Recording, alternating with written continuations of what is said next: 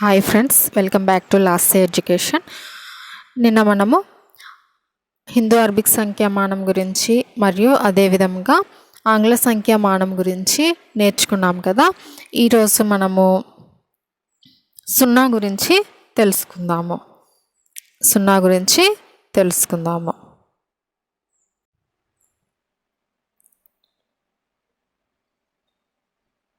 సున్నా.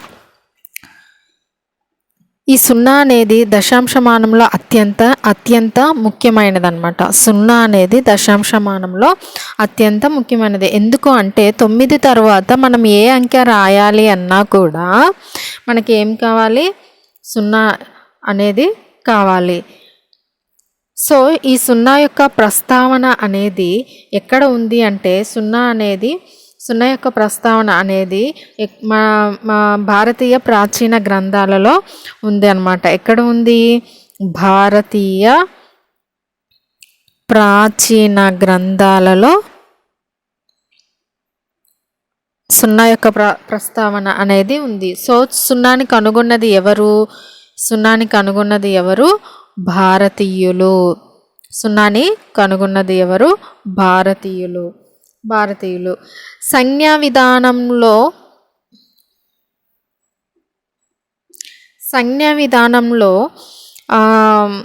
సున్నాకు స్థాన విలువను తెలిపింది ఎవరు అంటే సున్నాకు స్థాన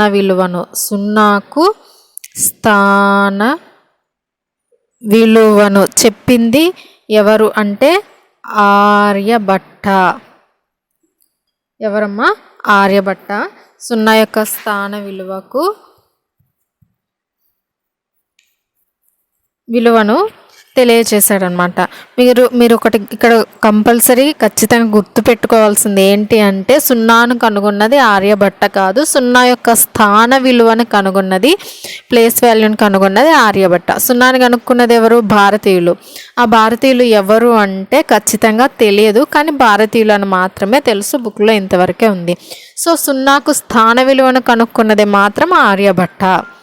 సున్నాని కనుగొన్నది భారతీయులు, స్థాన విలువను కనుగొన్నది ఆర్యభట్ట. ఓకే ఫ్రెండ్స్, ఇక్కడ వరకు గుర్తుపెట్టుకోండి. సున్నా యొక్క స్థాన విలువ అనేది ఎక్కడైనా సున్నానే. సున్నాకి స్థాన విలువ ఉంటుంది అని చెప్పింది ఎవరు? ఆర్యభట్ట అన్నమాట. సున్నా ఎక్కడున్నా కూడా సున్నానే. దాని యొక్క స్థాన విలువను చెప్పింది ఎవరు?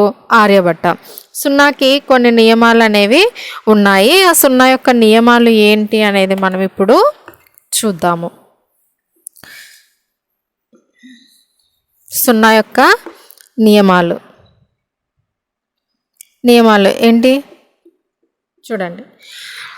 సున్నా ఏ సంఖ్యకు అయినా సున్నాను కూడితే అదే సంఖ్య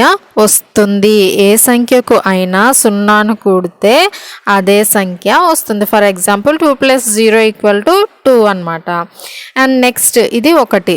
ఈ సున్నాకి ఏ నియమాలు ఉంటాయి చెప్పండి? సంకలన, వ్యవకలన, గుణకార నియమాలు, భాగాహార నియమాలు అనేవి ఉంటాయి. సంకలన, వ్యవకలన, గుణకార, భాగాహార నియమాలు అనేవి ఉంటాయి. అండ్ నెక్స్ట్ ఏంటి? ఏ సంఖ్యలోనైనా సున్నాను తీసివేస్తే అదే సంఖ్య వస్తుంది. ఏ సంఖ్యను అయినా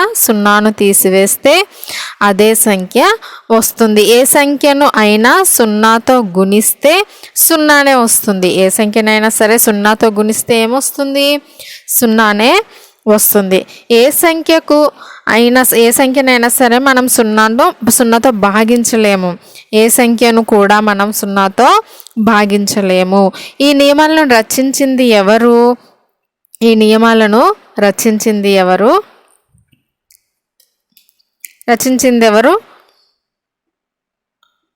మహావీరాచార్యుడు.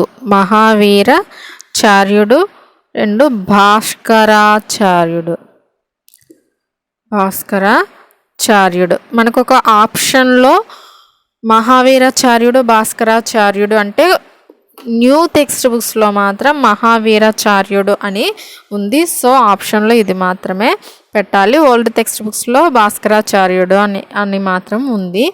ఈ 2 ఆప్షన్స్ ఒకవేళ మనకి కనిపిస్తే మాత్రం మహావీరాచార్యుడు అని, మనం న్యూ టెక్స్ట్ బుక్స్నే ఫాలో అవ్వాలి కాబట్టి మహావీరాచార్యుడు అని చెప్పేసి పెట్టండి. ఇక్కడ వరకు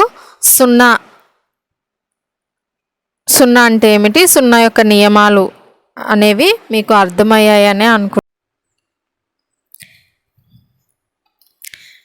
ఇక్కడ వరకు మీకు సున్నా అంటే ఏమిటి, సున్నా వాల్యూ అండ్ సున్నాని కనుగొన్నది ఎవరు, సున్నా దాని యొక్క స్థాన విలువలను కనిపెట్టింది, స్థాన విలువలో ఉన్నాయని చెప్పి మనకి తెలియచేసింది ఎవరు, సున్నా యొక్క నియమాలు, ఈ సున్నా గురించి మీకు అర్థమైంది అనుకుంటున్నాను. నెక్స్ట్ స్థాన విలువ గురించి చూద్దాం.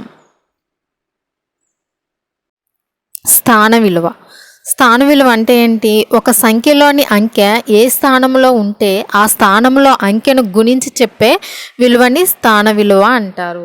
ఫర్ ఎగ్జాంపుల్ ఇక్కడ 47029 ఉంది అనుకుందాము.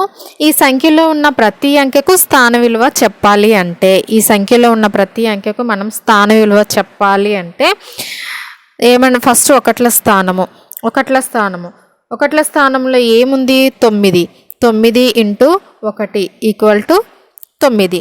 నెక్స్ట్ పదుల స్థానము, రెండు ఏ స్థానంలో ఉంది, పదుల స్థానంలో ఉంది. సో 2 × 10 = 20. అండ్ 0 ఏ స్థానంలో ఉంది, వందల స్థానంలో ఉంది. 0 × 100 = ఎంత, 100 కాదు, 0. సో నెక్స్ట్ 7 అనేది ఏ స్థానంలో ఉంది, వేల స్థానంలో ఉంది. 7 × 1000 = 7000. అండ్ 4 అనేది ఏ స్థానంలో ఉంది, 10,000 స్థానంలో ఉంది. సో 4 × 10,000 = 40,000. ఈ విధంగా ఒక సంఖ్యలోని అంకె అనేది ఏ స్థానంలో ఉంటే ఆ స్థానంలోని అంకెను గుణించి చెప్పేదానినే దాని యొక్క స్థాన విలువ అంటారు.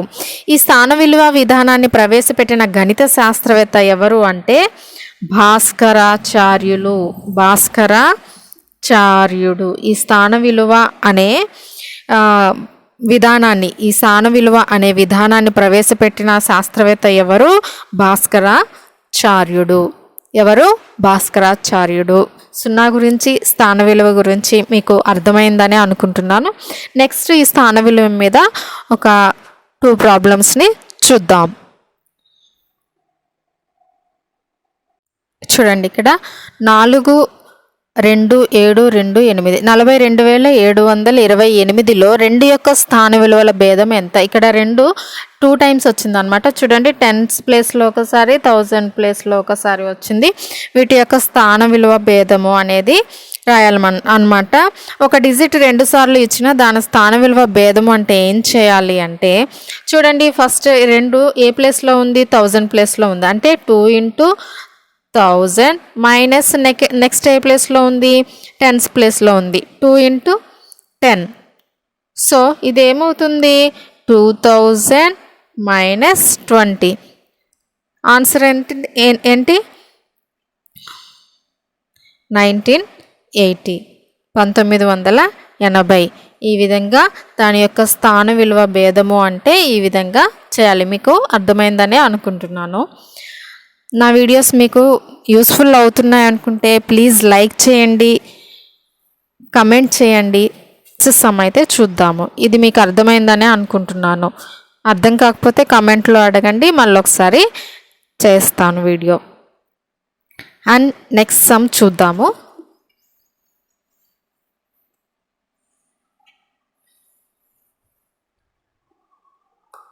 నెక్స్ట్ సమ్ ABC ఒక 3 అంకెల సంఖ్య. దీనిని విస్తరించండి. ABC అనేది ఒక 3 అంకెల సంఖ్య అయితే దీనిని విస్తరించాలి.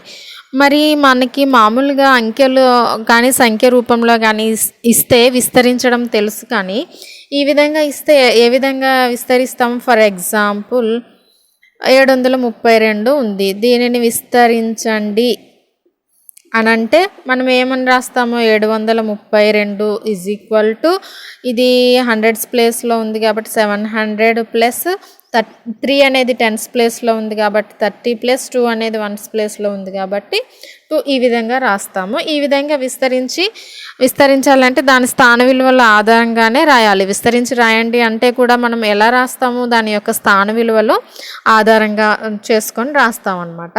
ప్లేస్ వాల్యూస్ని ఆధారంగా చేసుకొని రాస్తాం. మరి ఏబిసిని విస్తరించండి అంటే సేమ్ కూడా, ఏబిసిని విస్తరించండి అన్నా కూడా దీని యొక్క స్థాన విలువల ఆధారంగా చేసుకొని రాయాలి. ఈ సి అనేది వన్స్ ప్లేస్లో ఉంది, ఇది టెన్స్ ప్లేస్లో ఉంది, సి అనేది వన్స్ ప్లేస్లో ఉంది, బి అనేది టెన్స్ ప్లేస్లో ఉంది,